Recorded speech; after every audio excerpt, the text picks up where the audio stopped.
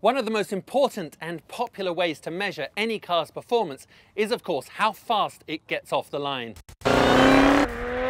Whether you're on the racetrack or at traffic lights. That's the question, right? What does that car do 0 to 60?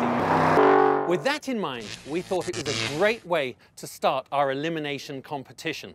As you can see behind me, we've gathered a very impressive range of the latest rear-wheel drive 4-door sedans, each one of them unique and very desirable in their own ways.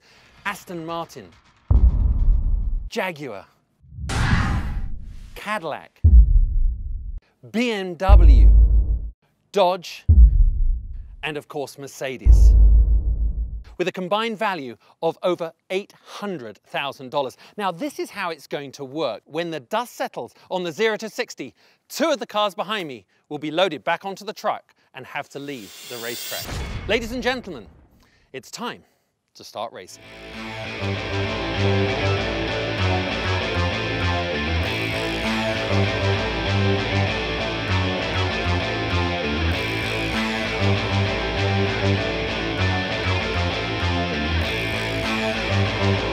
The Mercedes S65, the dominator of the Autobahn. The Dodge Charger Hellcat. When it comes to pure guttural performance, the Hellcat could shake the establishment. The Cadillac CTS-V. It used to be the fastest production sedan around the Nürburgring, but how will it measure up today?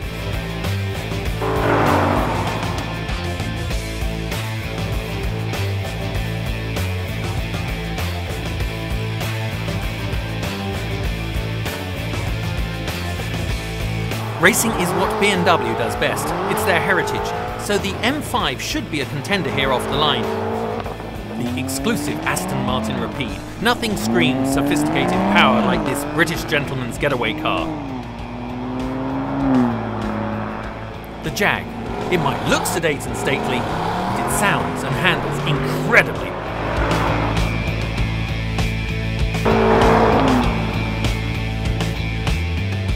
Of course, there are really no winners and losers in the 0 to 60 tests. It's just a set of numbers on a stopwatch. And I seriously doubt whether anyone looking at Aston Martin is also considering a Cadillac or vice versa. But the racer in me always wants to know who's fastest.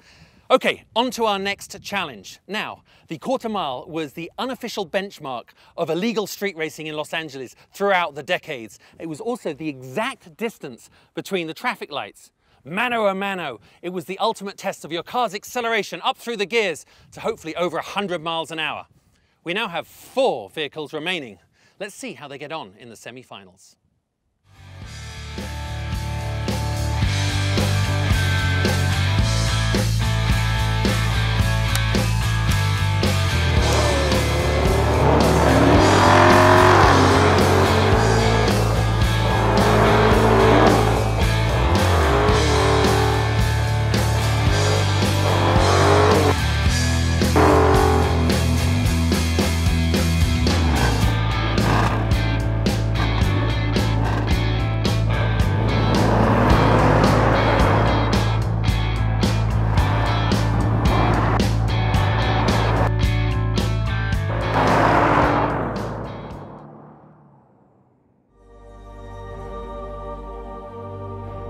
Well guys, this is it, the final. Only 2 cars made it this far, the Jaguar XJR Supercharged and the Dodge Charger Hellcat. Now, there are very few places in the world you can run top speed, and for a test driver, it is the most dangerous part of his job. Mistakes are magnified, any car failures are intensified. And to be honest, there are very few places in the world where you can achieve terminal velocity. In fact, it would have to be either the German Autobahn or a top secret facility just like this one. But there are many factors that come into play. It's not just putting your right foot down, going as fast as you can. You've got wind. Here today we've got quite a gusty speeds of about 45 miles an hour, and of course you've got track conditions. It's nice and cool, under 70 degrees, but little bits of sand drifting onto the track. And in the end, of course, it's all about trust. I'm going to rely heavily on the safety of these 2 vehicles behind me, especially the tires. Coincidentally, both of these are running on Pirelli P0s, a tire I'm very familiar with and have a lot of faith in. Very few people get the chance to go VMAX. I'm about to.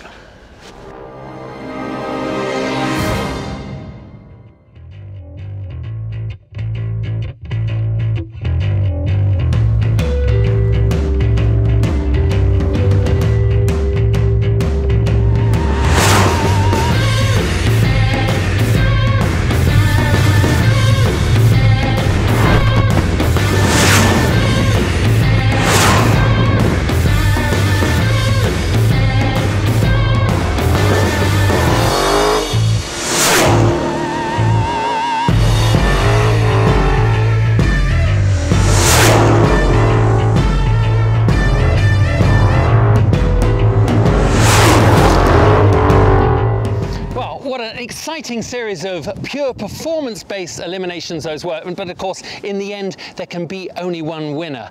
But in fairness, every single one of these vehicles is lust-worthy. They're the kind of cars that kids want posters on their bedroom walls of, and the grown-ups want to show off on the way to the office in. But when one of them has 707 horsepower, it is a bit like bringing a very large gun to a knife fight. So, this time the winner of the fastest, most powerful production sedan in the world is the Dodge Charger Hellcat. In full disclosure here, I only managed to hit 194 miles an hour in the Charger Hellcat simply because this test track was still not enough room to achieve the recorded and officially recognized top speed of 204 miles an hour.